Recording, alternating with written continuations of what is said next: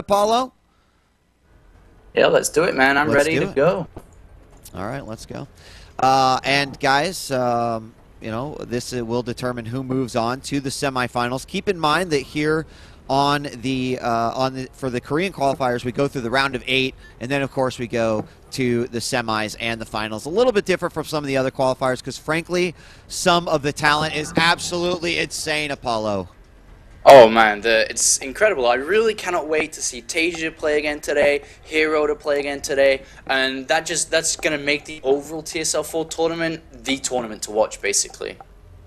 I agree. Some great names in there, and certainly some players who are fighting so hard to get that qualification spot because every single person in the round of 8 will certainly have a chance here. But certainly some names who are truly champions, Hero being one of them. You know, will he be able to make it through? I don't know, but right now our eyes are focused now on Shine and Gumiho. Gumiho spawning as the Red Terran in the northeast position here on Daybreak, and in the southwest we have got Shine. And, you know, Apollo, Shine, although based off of the reaction that he had, I would not say that it was terrible by any means. You know, obviously he couldn't get the front door down, he couldn't make the bust work, but I just can't imagine that he's thinking in that sort of a vein, not only because it's Daybreak, but also because this is game 3. Like, I feel like he's got to bring his absolute, we've got to see that macro game come out of him.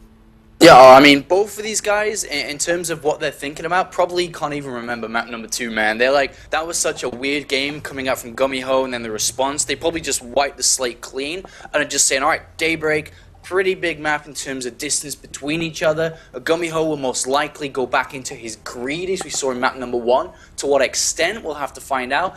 And to be honest, I'm not sure if Shine will do something aggressive, but as I say that, he has actually taken a gas relatively early before spawning pool here, and I think that's just to give him the options and probably to keep Gumiho pretty honest, because if Gumiho scouts that a gas is there pretty early on, he may not try to be super ultimate greedy, and Shine may not even do an aggressive play anyway. It's just more of like, if you do something greedy, you best be careful because you know I have gas, you know I have the option to roach bailing you again.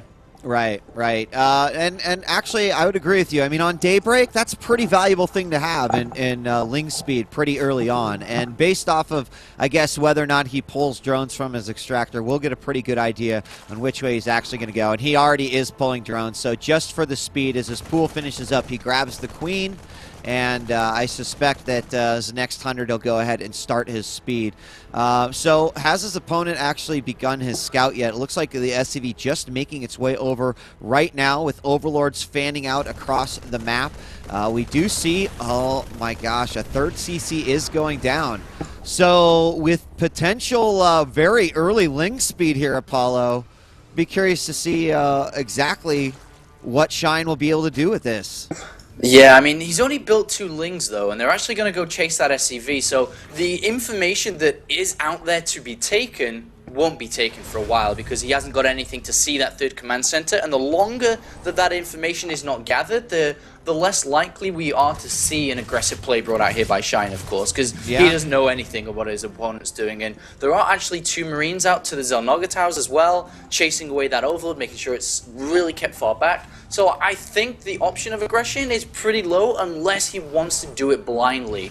And Gumiho, if he goes double engineering base, man, before anything else again, I will, like, I don't know, I'm going to mute myself because I will be crazy fuming, man, because I don't think that that's an option to do, and he may just go straight for factory, I think, with the first 100 gas. We're gonna, I think 20 Lings, look at that. Go factory. He does put 20 Lings up. Now let's see what he's got. Based off of vision, he hasn't really seen much of anything, so this is kind of like a blind call right here. Now he's not going to be able to make it in, but trapping these Marines on the outside there, the racks does lift up. So he does, you know, he does kind of have an idea that is going on. Is there a there's not a Baneling's nest. I mean, this really sucks. He took a gamble. Like we said, there was no information on anything. Shine had no information whatsoever. He didn't know if there was a wharf like this, if there was just no bunker, if there was Marines walking across. And because of that no information, he built a bunch of Lings, and it did not pay off. The gamble did not work. Gumiho has walled off, and Gumiho takes a free ride, a free advantage, a free movement forward in this game. But with double factory coming down, look at this. This is a little bit interesting. Whether he'll dedicate to fully mech, or that he's just going to open up with Blue Flame Hellions. I mean, either one I think could be interesting based off the fact that his opponent, after realizing what was happening, quick took that third. But still, I'm looking at these lings and I'm just counting drones that could have been, you know? Yeah. And that, I think, is one area where Gumiho is just going to be an amazing spot. And there it is, Blue Flame does get started. Right now, the Zerg player is actually behind his opponent in terms of worker. So having the Blue Flames come out here while their opponent's trying to really drone up and establish this third could be absolutely just a massacre here. Against his opponent. But I mean, Gumiho, speaking of information, you know, he knows about the lings. That's about it. So yeah, I'll be curious to see what he's going to do in terms of trying to figure out exactly what his opponent is up to, what Shine is up to. Well, Gumiho's taking the gas on the natural, and with double armory down, he's fully dedicating to mech. And so his opponent actually does not know about it. I'm looking at Shine again.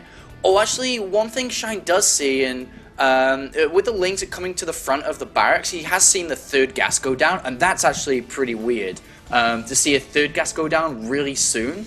But that still could be just to feed the greed of Gumiho if he had gone double engineering bay, because obviously he'll need the armory faster, he'll need 2-2 faster, he'll need tanks faster. Right. So it's not a clear indication that he is going mech, even though it says that he's in taking a lot more gas. And we can see through the upgrades in the production tab, with 1-1 coming for melee, he has no idea about his opponent playing mech at the moment. But with the Blue Flame Hellions being revealed in the center of the map, a Ro8 warrant has come down just in case anyway.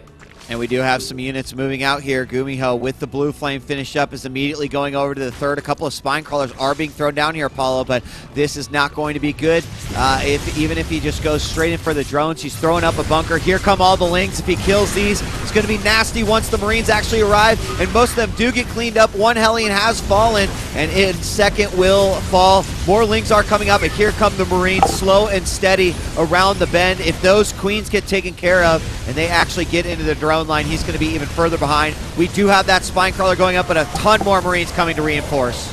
Yeah, and this is looking really, really bad here. It looks like he will eventually hold off, but he's taking a lot of damage here. And Gumiho doesn't mind trading, mineral units, Marines and Hellions, because he's playing mech. It's the gas units that are important. And now the drone line is going to be revealed here, nicely, smartly pulling away. But still, Gumiho is trading so well. And the most important thing here, he's actually trying to set up a third base behind this and a fourth command center.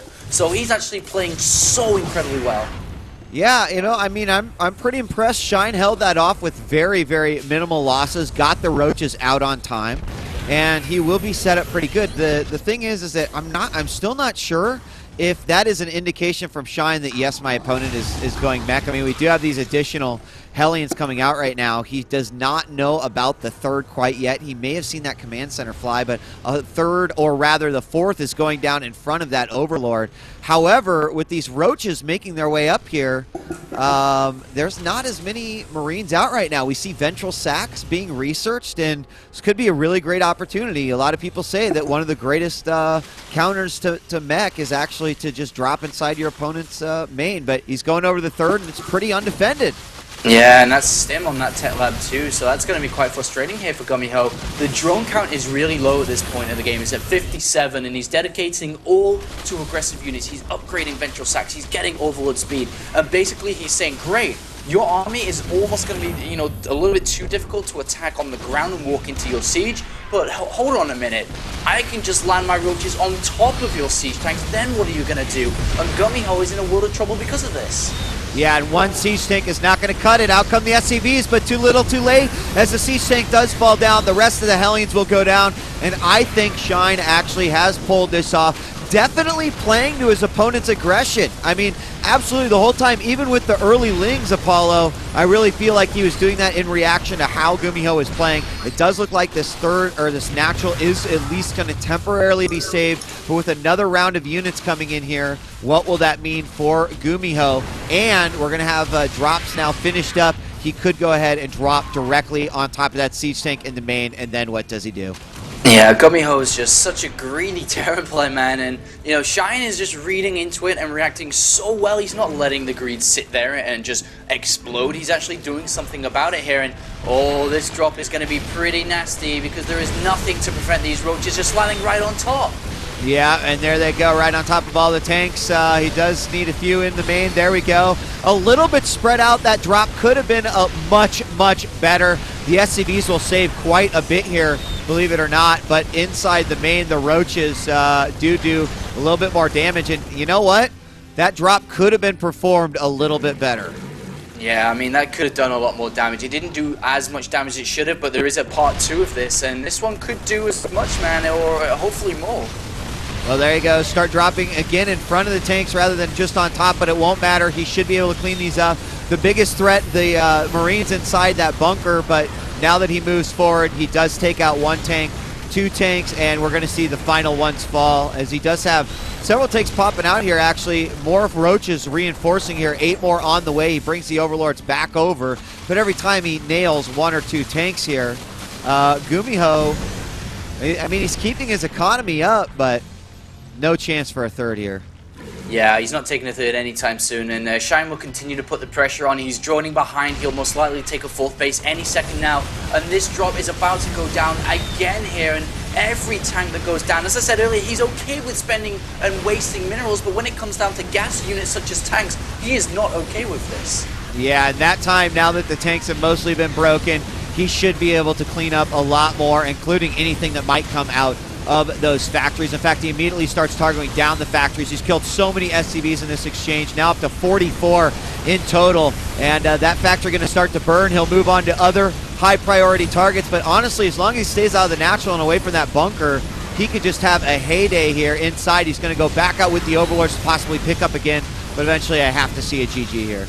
Yeah, I mean, Gumiho played a great game in terms of what his plan was, but it wasn't good enough for Shine.